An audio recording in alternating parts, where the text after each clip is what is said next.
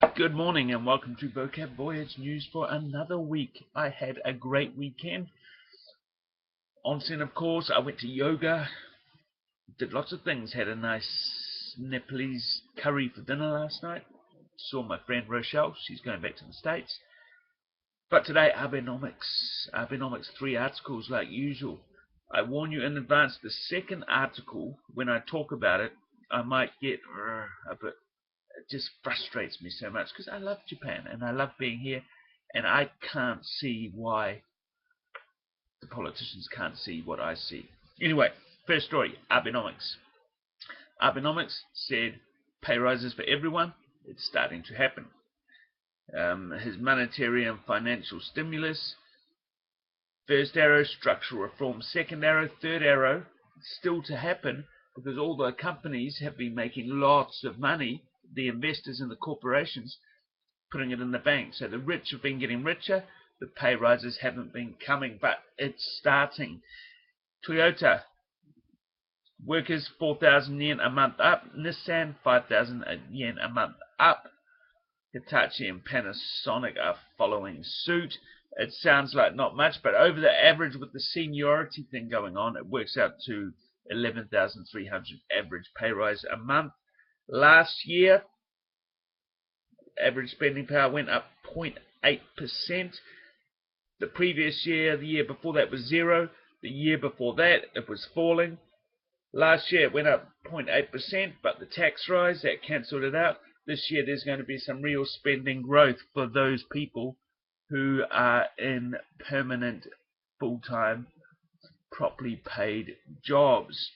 Now, this is where I get a bit. IMF are saying that Abenomics won't work unless everybody gets more in their pockets. This third arrow. Japan used to be famous for its middle class. In Japan, back in the 80s, everyone had money. Everyone had job for life. It was only 20% of these non-regular workers. So everyone had a good income. Everyone could buy houses, buy stuff.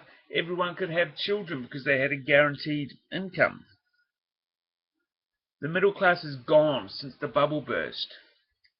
Recently, stock market profits, rich getting richer. In the mid-1980s, Japan had the lowest income inequality in the world, which means everybody got a good wage. By 2010, equality had reached the G7 average, so it had become ordinary. Japan's poverty has gone up, and it's particularly bad single parents and youths under 25. The old people, the inequality isn't so bad because they've got their nenkin, they've got their pension.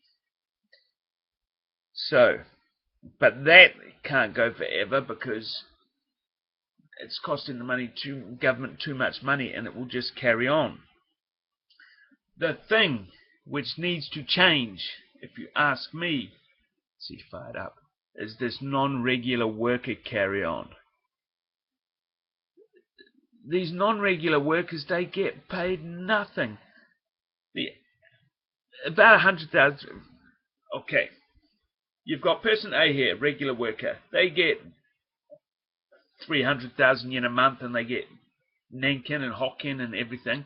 Your non-regular worker working 40 hours a week, the same as the regular worker, gets 100,000 yen a month and no benefits.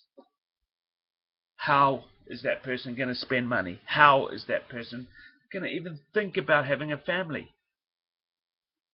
100,000 yen.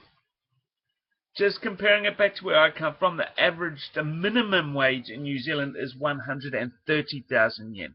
That's for someone straight out of school who's working at a McDonald's or a supermarket packing groceries. You've got these women, mainly women, in these jobs and at varying levels of expertise getting paid nothing. Nothing is going to change until people start getting a decent wage for what they do, a living wage. How can people spend money? How can people do anything? It's ridiculous. I told you I get fired up, only because I want things to change. Japanese government want a 2% inflation target. How are they going to do it? They need the women and the non-regular employees to spend more money. They need to improve conditions for non-regular workers. They need greater female participation. Read childcare. They need childcare for women who have children so they can put the children in childcare and go to work. And foreign and older workers, they need to boost that more. If there's more money going around, rather than sitting in the rich people's bank accounts, then inflation up. Now, some people will say the rich people deserve what they got, and yeah, maybe they do, but inequality is bad for the economy. Google why is inequality bad, and you will find very difficult to read subjects about how everyone loses at the end of the day. Finished with my getting angry. Tourism. Tourism's going off in Japan, and because of Abenomics.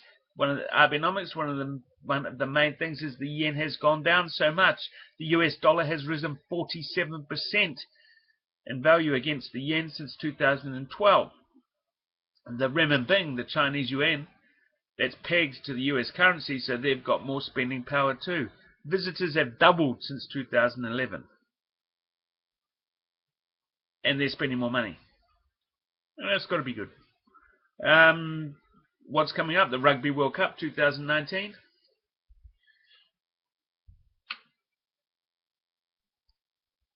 Yeah, Rugby World Cup 2019 and the Olympics in 2020. But start paying people money so they can live and spend, and everyone will be a winner at the end of the day. Thank you for putting up with my ranting. See you later.